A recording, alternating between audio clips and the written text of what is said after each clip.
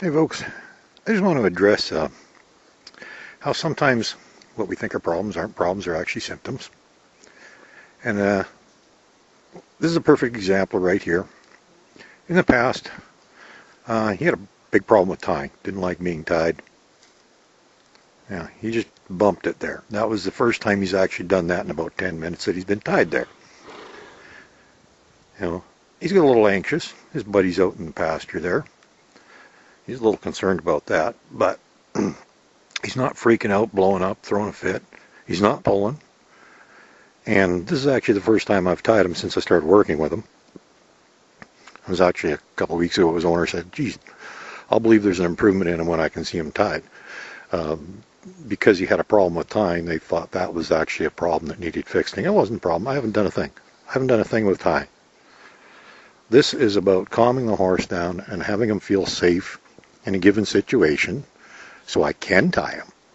You don't have to teach a horse to be tied. You have to teach him everything else that leads up to that. And then when you go to tie them, you don't have a problem. You know, he's standing here on a slack lead. He's not freaking out. He's not pulling on the thing. He's not fighting with it. He's not being rebellious, disrespectful, or anything else. And at any given time, I can walk right up to him and say, hey, buddy, how you doing? And walk away. And he doesn't have a fit. So, just one of those things is I want to point out that if you fix other problems disappear. Yeah, actually symptoms. You know, the problem with him had nothing to do with being tied, and that's not what I've been working on. But as you can see, this is the first time in about 3 weeks I've tied him, and isn't a problem now, is it? So was tying ever a problem? I don't think so. I don't think it ever was, which is why I've never bothered to tie him up until this point. And as you can see, he's standing there with a completely slack lead, quite relaxed. He's a little bit concerned because he's still, got a little separation anxiety. His buddy's out in the pasture, but all in all, he's not doing too bad. He's reasonably relaxed for him. He's a bit of a high-strung horse to begin with. But as you can see, he's calming down. It's not a big deal. He's relaxed. He's just going to stand there and take it all in. And, this is a perfect example of, symptoms aren't the real problems.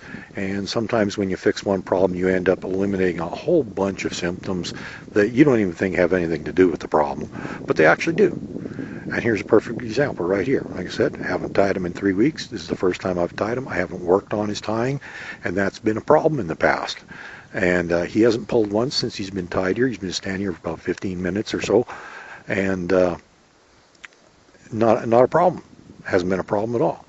So was the tying ever a problem? I haven't worked on that. But look at the result. Okay? Just pay attention to things, folks. You might be approaching the problem from the whole wrong angle. You might be treating the symptom like a problem instead of the problem. I've talked about this many times in the past.